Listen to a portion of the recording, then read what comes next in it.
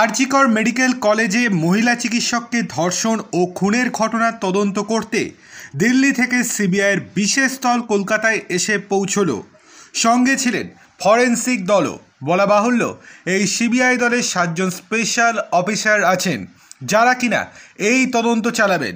কলকাতা হাইকোর্টের নির্দেশে আরজিকর মামলার তদন্তভার পুলিশের হাত থেকে সিবিআইয়ের কাছে গিয়েছে।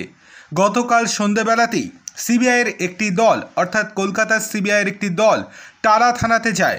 সেখান থেকে আরজিকর মামলা সংক্রান্ত যাবতীয় নথি সংগ্রহ করে, তারপরই একটি এফআইআর দায়ের করে। সিবিআই সূত্রের খবর ছিল, এই ঘটনার তদন্তে দিল্লি থেকে তদন্তকারী অফিসারেরা আসবেন। বুধবার সকালেই তারা এসে পৌঁছায় কলকাতায়। সিবিআই সূত্রের খবর, বুধবারই এই মামলায় একমাত্র ধৃত সিভিক ভলেন্টিয়ারকে নিজেদের হেফাজতে নেবে সিবিআই।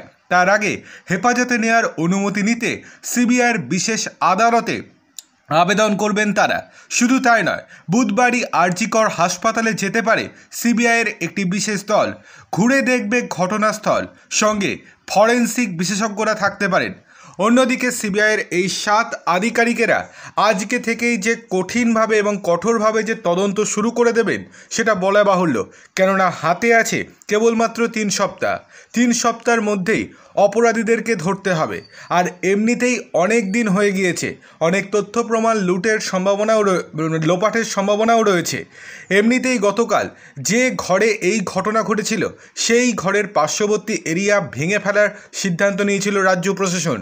এমনকি বুলডোজারও পর্যন্ত চালিয়ে দেওয়ার মতো অবস্থায় চলে গিয়েছিল। সেখান থেকে কোনো রকমভাবে আটকানো সম্ভব হয়েছে।